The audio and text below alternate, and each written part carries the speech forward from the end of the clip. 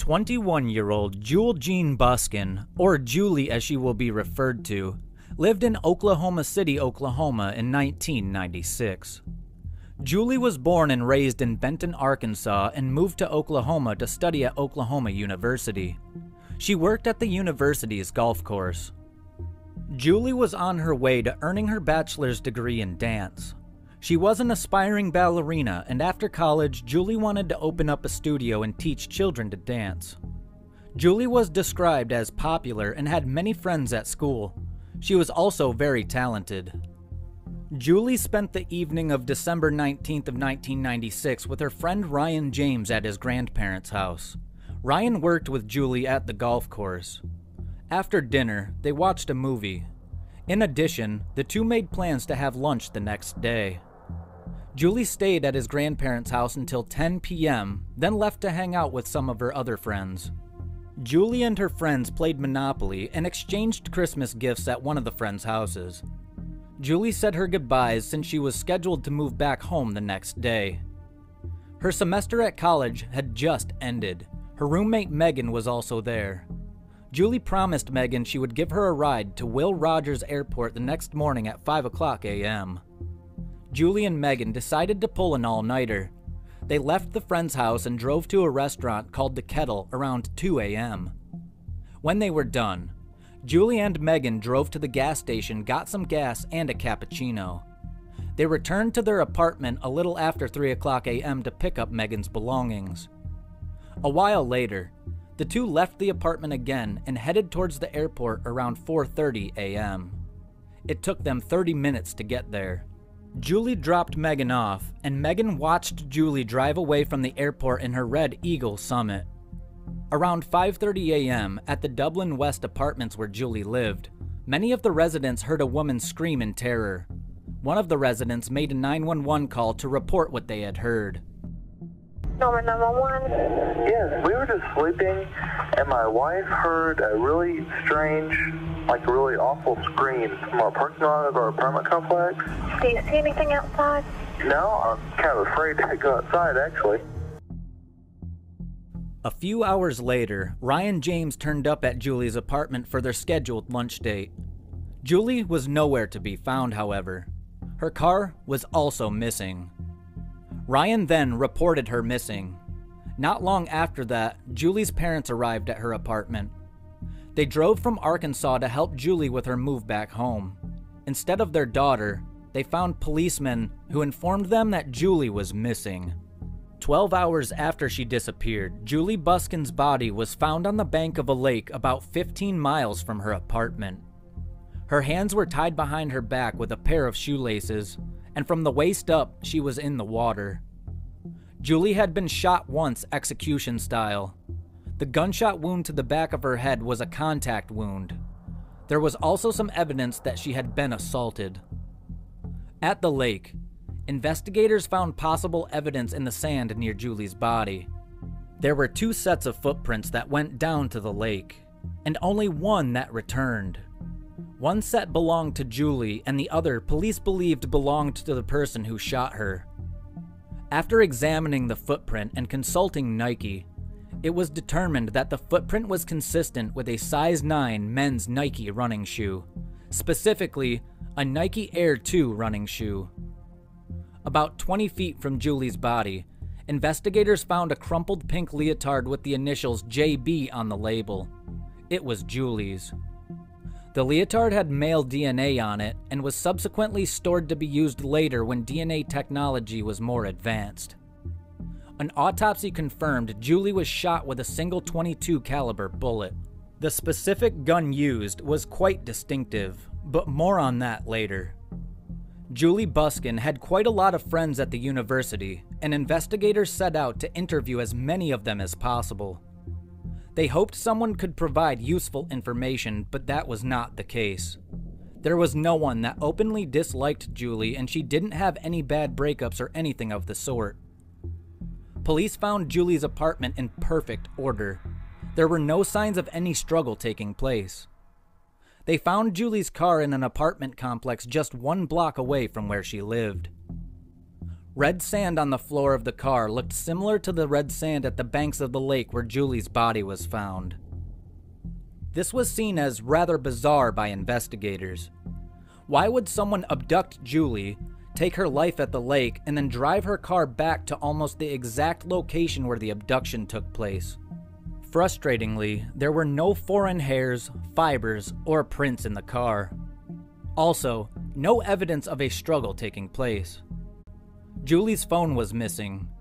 Investigators obtained her cell phone records to see if it could be useful. The cell phone records indicated that someone made 2 phone calls after she was not alive anymore. One of the calls was for the weather forecast and the other to a number not in service at the time. Despite the leads and a $70,000 reward, there were no significant breaks and the case went cold for a short while. Then a month after Juli's life was ended, a man called the police. He said that on the night Juli was abducted, he saw a car like hers pull out in front of him and they almost collided. This was near the lake. The witness followed Juli's car for about 5 miles because he wanted to confront the driver. The driver kept looking at the witness constantly through the rearview mirror and sped off. The witness saw a glimpse of the driver's face and was then tasked with describing him to the investigators. This is the sketch they came up with of the young man that was driving Juli's car away from the lake. He was possibly a college student, possibly Hispanic with long black hair and a muscular build. The composite sketch was broadcast repeatedly by the local media in Oklahoma. No one recognized him. The case went cold for 4.5 years. Police received a letter from a female inmate at the Oklahoma County Jail. She said an old acquaintance of hers might have taken Juli's life. He was 23-year-old Dennis Sturmer. Sturmer was a construction worker and had no criminal record. But at the time of the crime, he lived just 4 blocks away from Juli's apartment and he bore a resemblance to the composite sketch. Sturmer refused to answer any questions and would not provide his DNA sample. Police had to get a court order to collect his DNA. His DNA profile was very, very close to the sample that was taken off the leotard at the crime scene. Very, very close is not a match, and he was not considered a suspect anymore. Sturmer's only immediate living male relative was his brother. This had to be him, right? It seemed like the 5-year-old cold case was finally going to be solved, but in a twist, his brother's DNA didn't match. Again, the case went cold. Sadly, Juli's parents had to accept the possibility that they might not live long enough to see justice take place. Investigators were determined for that not to happen, and they essentially attempted to collect DNA from every male Juli ever came into contact with. Over 200 men were tested, but no one matched. It seemed like the case might never get solved. 6 years after Juli's life was taken, a man by the name of Anthony Castillo Sanchez was arrested for assaulting his girlfriend. After the arrest, Sanchez had to give a DNA sample to law enforcement for testing. Investigators noticed some interesting facts about Sanchez's background. He lived just 1 mile away from Juli's apartment. One of Sanchez's girlfriends showed investigators her diary for the month in which Juli's life was ended. There was an entry where she stated that Anthony bought her a pair of Nike running shoes and got himself one as well. Sanchez wore a size 9 shoe. If nothing else, it proved Sanchez owned a pair of sneakers the same brand and size as the perpetrator. Interestingly, one of Anthony's exes had a cell phone number that was just 1 digit off of the number that was dialed on Juli's phone after she was not alive anymore. It was possible that Sanchez tried to call the ex's number from memory, but got 1 digit wrong.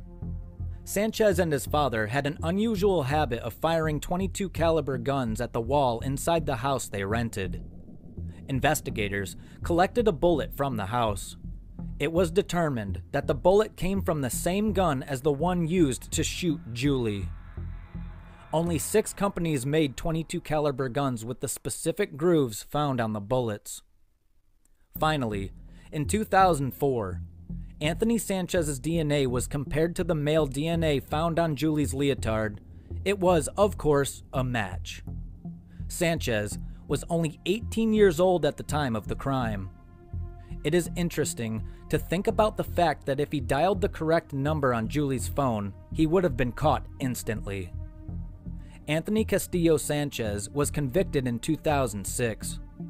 It was decided that he was going to pay for the crime with his life. As recent as March of 2023, Sanchez was still challenging his conviction. He claimed it was his father who committed the crime and not him. His father, Glenn Sanchez, took his own life in April of 2022 and apparently told his girlfriend that it was him all along. But investigators already looked at the possibility that the DNA could actually belong to Glenn Sanchez, and it was not the case. The probability of the match being a mistake is 1 in 200 quadrillion for Caucasians, 1 in 20 quintillion for African Americans, and 1 in 94 quadrillion for Southwest Hispanics, according to the court documents. Anthony Sanchez is expected to be executed on September 21st of 2023.